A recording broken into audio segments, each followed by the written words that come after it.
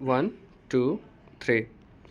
ये हमारे ग्रामवासी हैं जो अभी हम लोग हमारे गांव में सभी लोगों ने मिल कर के एक मीटिंग किया था संडे को, जिसमें सभी लोगों ने मेरा सहयोग, मेरा साथ देने के लिए एग्री हुए कि जितेंद्र, आप का हम लोग पूरा साथ देंगे।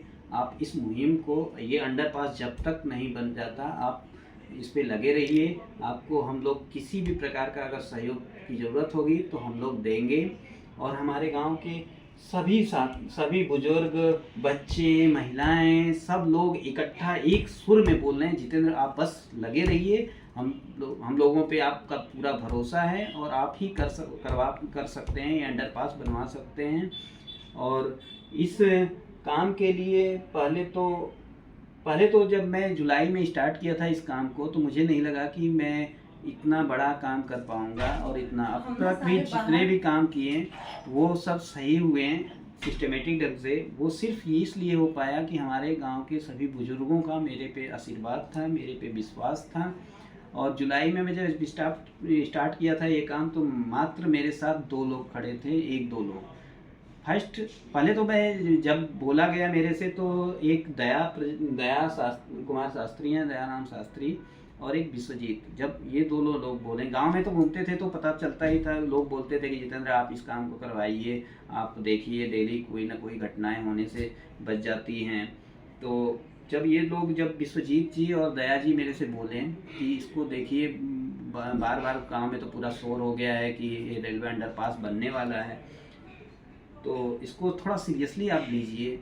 तो लोगों को मेरे पे विश्वास था, तो मैं भी सोचा गर्मी की छुट्टी है, कोई काम है नहीं, इसको थोड़ा सा देखते हैं। तो देखा तो मेरे को पता चला, जब रिपोर्ट मंगवाया तो पता चला कि रेलवे ने तो इसको मना कर दिया है बनाने से, और रेलवे ने मना कर दिया है, और गांव में तो पूरा सब लोग वो कर रहे हैं कि रेलवे अंडरपास बनेगा। फिर मैंने पूरा दिमाग लगाना शुरू किया इसमें, वहीं से जब जुलाई से मैंने स्टार्ट किया इस पर काम करना। और मैं फर्स्ट टाइम पे दया जी से और विश्वजीत से बोला कि देखिए मैं इस काम को करूँगा, लेकिन मेरे को पूरा ग्रामवासी का सपोर्ट चाहिए। बिना सपोर्ट के, उनके सहयोग से मैं इस काम को नहीं कर पाऊँगा। ये मैं या क्या, कोई नहीं कर पाएगा अकेले। ये इतना छोटा काम नहीं है, ये बहुत बड़ा काम है, और पहले भी लोग कोशिश कर चुके हैं। सिर्फ इसी वजह से नहीं बन पाया कि लोगों का साथ नहीं था। तो आप सभी गांव के सभी लोग ने विचार विमर्श किया। मैं तो काम वैसे स्टार्ट कर दिया था, 2 लोग ही मिल करके, 2-3 लोग मिल करके डॉक्यूमेंटेशन का काम बताया। लेकिन ये काम, डॉक्यूमेंटेशन का भी काम, छुट्टी मेरी ख़त्म हो गई, दिल्ली आ गया, डॉक्यूमेंटेशन का काम बहुत स्लो हो रहा था। जितने भी मेरे जानने वाले लोग थे, मेरे सीनियर्स या मेरे जानने में कोई अधिकारी या अच्छे नॉलेजेबल लोगों से भी मैंने जानकारी इकट्ठा किया कि डॉक्यूमेंटेशन काम कैसे स्टार्ट कराया जाए। उस हिसाब से मैं पूरा एक प्लानिंग करता गया। 15 दिन लग गए इसका सिस्टमेटिक इसका वो बनाने में कि कैसे कैसे डॉक्यूमेंट तैयार किए जाएं। इसके बाद मैं गांव के लोगों से बोला कि हमें सिग्नेचर चाहिए, एप्लीकेशन चाहिए लोगों का, और ज़्यादा से ज़्यादा सिग्नेचर चाहिए। तो इस काम में भी डिले होता रहा। फिर मैं कहा कि ये इस काम को अगर मैं लिया हूँ तो इसको जल्दी ख़त्म करना है, डॉक्यूमेंटेशन का काम ही नहीं हुआ तो कैसे मैं इस काम को आगे बढ़ाऊँ। तो फिर बच्चों को लगाया, बहुत से बच्चे मेरे गांव के भी सहयोग किए। 2 दिन में मात्र, उन बच्चों को बहुत बहुत धन्यवाद जिन्होंने 2 दिन में 1-1.5 हज़ार तक साइन कराया। हर घर में जा कर के हर एक लोगों से साइन कराया। सब लोगों ने इसमें सहयोग देने के लिए, पूरे गाँव वासी इस अंडरपास के लिए सहमत थे। सभी लोगों ने हंस खुश करके इस पे साइन किया कि चलिए ये बहुत अच्छे बच्चे नेक काम कर रहे हैं। तो हमें सपोर्ट 1.5 हज़ार गाँव के लोगों से मिला, और भी सभी लोग सपोर्ट करना चाहते थे, लेकिन हमें डॉक्यूमेंटेशन का काम 1.5 हज़ार तक हम लोगों ने कहा कि अब रहने देते हैं, डॉक्यूमेंटेशन का काम पूरा करते हैं। जबकि अगल बगल और आसपास के लोगों से भी हम लोगों ने अनुरोध किया होता तो साइन कर दिए होते, कम से कम 10,000 लोगों की साइन इस पर हो जाता। लेकिन हमें डॉक्यूमेंटेशन का काम पूरा करना था, 1.5 हज़ार ही हम लोगों ने सिग्नेचर का काम रखा। एप्लीकेशन की बात आई तो एप्लीकेशन में भी लिखना एक इम्पॉर्टेंट चैलेंजिंग था, क्योंकि एप्लीकेशन कागज़ किसी भी अधिकारी के पास जाएगा तो इस कागजात को ही पढ़ेगा। तो इसमें भी मैंने बहुत दिमाग लगाया, कई बार इसमें चेंजिंग हुई, काट छाट हुआ, बहुत लोगों को दिखाया भी। फाइनली ये एप्लीकेशन तैयार हुआ, और फर्स्ट एप्लीकेशन जो था वो देना था डीआरएम साहब को। अब गांव के लोगों को बहुत ही संदेह होता है। प्रॉब्लम गांव के लोगों के साथ होता ही है कि बाहर ज़्यादा निकले नहीं होते हैं और किसी से बड़े अधिकारी से मिले नहीं होते, तो प्रॉब्लम तो रहती ही है, कैसे जाया जाए, कैसे मिला जाए। तो उसकी भी व्यवस्था हम लोगों ने अच्छा खासा अपने परिचय में लोगों से बात करना शुरू किया। उन लोगों ने अच्छी खासी व्यवस्था कर दी, डीआरएम साहब के यहाँ जा कर के देने की सारी चीज़ें उन लोगों को समझाया। और उन लोगों ने डीआरएम ऑफिस में जखनिया में उस समय तहसील दिवस हो रहा था उस टाइम पे, वहाँ पे जा कर के लोग दिए, तुरंत कार्रवाई किए डीएम साहब। उस हम लोगों के गांव के अंडरपास की एप्लीकेशन को फॉरवर्ड किया डीआरएम ऑफिस।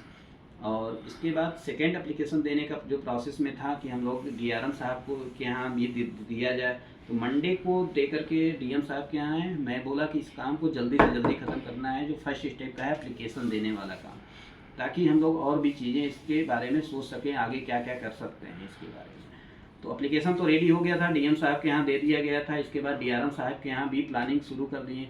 इन लोगों के, हमारे गांव के लोगों के को जो भी जिनसे भी बात होती थी, सब लोग बहुत नर्वस थे कि कैसे जाया जाए। उसकी भी मैंने व्यवस्था की, नए जानकार में के लोगों से बात किया और इकट्ठा किया जानकारी कि कैसे जाके मिलना होता है, कैसे मिलेंगे, सारी चीज़ें उन लोगों को बताया। फिर टाइम भी डिसाइड किया कि ट्यूसडे को आप लोग, मंडे को डीएम साहब के लिए, ट्यूसडे को, बुधवार को डीआरएम ऑफिस गए लोग देने। वहाँ पे एकदम आराम से डीआरएम साहब से भी बात किए लोग, वहाँ से डीआरएम साहब भी आश्वासन दिए कि बन जाएगा रेलवे अंडरपास। हमारे गांव के सभी लोग बहुत खुश हुए। उतनी दूर जा कर के 80-100 किलोमीटर दूर जा कर के एप्लीकेशन दिए, सब लोग आए, पूरे गांव में बताया, सभी लोग खुश थे। और खुश होना भी चाहिए, क्योंकि डीआरएम साहब ने बहुत अच्छी बात बोली थी कि नहीं ये ज़रूरी है, बनेगा। लेकिन अब पता नहीं क्या होता है ऑफिशियल काम, गांव के लोग क्या जाने, मतलब भोले वाले सभी लोग होते हैं। अगर कोई ऑफिसर बोल दिया कि बन जाएगा तो सब लोग खुश हो गए ही, खुशी वाली बात ही है। लेकिन इसके बाद वहाँ से जांच के लिए कुछ हमारे गांव में आए थे अधिकारी, और जांच करके पता नहीं कैसे जांच करते हैं, जांच करते भी हैं, नक्शा बनाते भी हैं, कोई नाप तोल करते भी हैं कि नहीं। आते हैं, खड़े रहते हैं 5 मिनट, चले जाते हैं और रिपोर्ट बनाते हैं, सबमिट कर देते हैं। तो इसके लिए मैंने सिर्फ यही 2 प्रोसेस में नहीं था, मैं पूरा दिमाग लगाया था, पूरी प्लानिंग की थी। प्लानिंग के अकॉर्डिंग मैं और भी अधिकारियों के पास, जैसे जीएम हो गए, रेलवे मंडल हो गया, फिर डीआरएम के यहाँ भी बाई पोस्ट भी किया, ईमेल भी किया, और रेलवे मंडल के भी बहुत से बड़े बड़े अधिकारी होते हैं, वहाँ पे भी मैंने मेल किया और बाई पोस्ट किया। तो ये सब प्रोसेस रेडी हुआ। आफ्टर 1 वीक, 1 वीक हो गए, अभी लास्ट फ्राइडे या सैटरडे को आए थे अधिकारी। इसके बाद आज मेरे को एक रिपोर्ट मिला है जो रेलवे अंडरपास से रिलेटेड, मैं ये जो है कर्मचारी, ये जो है रेलवे मंडल रेल प्रबंधक इंजीनियर वाराणसी द्वारा ये पत्र मुझे प्राप्त हुआ 25/8/25 का, जिसमें ये सारी चीज़ें कुछ पॉइंट लिखे हुए हैं कि किस वजह से नहीं बन सकता है ये रेलवे अंडरपास। और ये मैप है, ये मैप कोई सर्वे किया हुआ नहीं है, ये पुराना ही है। वो आते हैं अधिकारी, हमारे गांव में 5 मिनट रुकते हैं सामने और चले जाते हैं, कोई सर्वे कोई नाप तोल नहीं होता है, पुराना नक्शा उठा करके दे देते हैं। और 1-2-4 लाइन इस पर भी पहले भी इसी टाइप से लिखे हुए गए थे ये चीज़ें कि नहीं बनेगा, किस कारण से नहीं बनेगा, और आज भी सेम चीज़ें बताते हैं ये कि इस वजह से नहीं बनेगा। और इसमें कोई बड़ी चीज़ नहीं है किस वजह से नहीं बनेगा, सिर्फ लिखा है कि ये टेक्निकल प्रॉब्लम है, जो 0.5 मीटर का अंतर है जिसकी वजह से नहीं बनेगा। ये लिखा गया है कि रोड ई और से रोड ए तक की दूरी 40 मीटर है, और रोड ए से ई का लेवल जो रेल लेवल है, लेवल से 0.5 मीटर का अंतर है। कम ऊंचाई होने के कारण वहाँ अंडरपास नहीं बनेगा। कम ऊंचाई है भाई, बहुत से जगह है जहाँ पे कम ऊंचाई पे भी रेलवे अंडरपास बने हैं। और आज की टेक्नोलॉजी, मैं इंजीनियरिंग फील्ड का हूँ, टेक्नोलॉजी पहले की टेक्नोलॉजी और अब की टेक्नोलॉजी में बहुत डिफरेंस है। ये कैसे ये बात कर सकते हैं कि इतनी कम की दूरी पे है तो नहीं बनेगा, उसकी व्यवस्था की जाए ना। ऐसे इतने एडवांस टेक्नोलॉजी आ गया है, हर एक चीज़ की व्यवस्था है। आजकल चांद पे लोग चले गए, और पहले की बात करते कि टेक्नोलॉजी नहीं है, कैसे लोग चांद पे जाएंगे, तो कैसे जाएंगे। इंजीनियर ने उसको करके दिखाया ना, तो मैं भी इंजीनियर हूँ। ये कौन सा ऐसा प्रॉब्लम है, मुझे दे दें, मैं इसका काट निकाल दूंगा। अगर रेलवे के पास नहीं है तो मैं इस चैलेंज को फेस करने के लिए रेडी हूँ। मैं एज ए इंजीनियर चैलेंज देता हूँ रेलवे को, इस चैलेंज को फेस करने के लिए मुझे दे दे मैं इस पे काम करूंगा, इस प्रॉब्लम को सॉल्व कर सकता हूँ टेक्निकल। बात दूसरी रही, दूसरी जिसकी बात कर रहे हैं वो 600 मीटर की दूरी की बात कर रहे हैं। तो 600 मीटर दूरी की पे हमारे यहाँ एक रेलवे क्रॉसिंग भी है जो NH 31 को और रेलवे लाइन का क्रॉसिंग पॉइंट है। उस वहाँ पे जाने के लिए हमारे ग्राम सभा से कोई रास्ता ही नहीं है। रास्ते में भी दिखाए हैं कि ये जो रेलवे क्रॉसिंग है, ये यहाँ पे रेलवे क्रॉसिंग है, यहाँ से यहाँ तक 600 मीटर की दूरी बता रहे हैं। ये यहाँ पे जाने के लिए कोई रास्ता ही नहीं है। और इधर लोगों का खेत है और ये रेलवे लाइन का ज़मीन है। तो रेलवे लाइन अगर मुझे इधर देती है ज़मीन, इस रेलवे लाइन के पास की अगर ज़मीन दे देती है, यहाँ पे रोड बन सकता है तो पॉसिबल है। फिर तो टेक्नोलॉजी भी नहीं यूज होगा और इस ज़मीन अगर रेलवे दे देती है यहाँ से रोड बन जाएगा, हमारे ग्रामवासी खुश हो जाएंगे। इसमें भी राजी हैं, मैं ग्रामवासी, पूरे ग्रामवासी इसमें भी राजी हैं कि अगर रेलवे अगर बगल से हमें रोड दे दे तो हम लोग राजी हैं। हमें अंडरपास नहीं चाहिए, या तो अंडरपास बनाए या तो सामने से दे। और रेलवे ये भी बोल रही है कि इधर से घूम के जाओ, एक नोनहरा वाला रोड है, ये इसको घूम करके अगर इधर आएंगे, इधर बलिया पड़ता है, इधर बलिया जाएंगे तो कितना दूर, 5 किलोमीटर घूम करके यहाँ आएंगे। अगर कोई मरीज है और उसको जाना है NH 31 से ही कोई अस्पताल पे जा सकता है, किसी अस्पताल पे जाने के लिए NH 31 पे आना ही पड़ेगा। 5 किलोमीटर घूमता ही रहेगा तो मरीज दम तोड़ करके मर जाएगा। तो क्या हमारे सुरक्षा की दृष्टि से, बच्चों की सुरक्षा की दृष्टि से, मरीज की सुरक्षा की दृष्टि से, बुजुर्गों की सुरक्षा की दृष्टि से ये अंडरपास बहुत ज़रूरी है।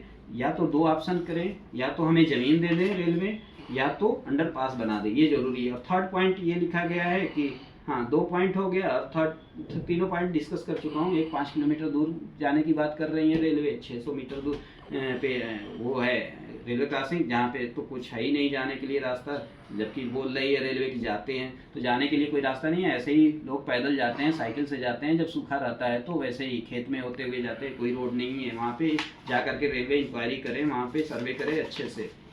इसके बाद ये काम करके हम लोगों ने अभी भी आशा है, हमें रोक दो तो थोड़ा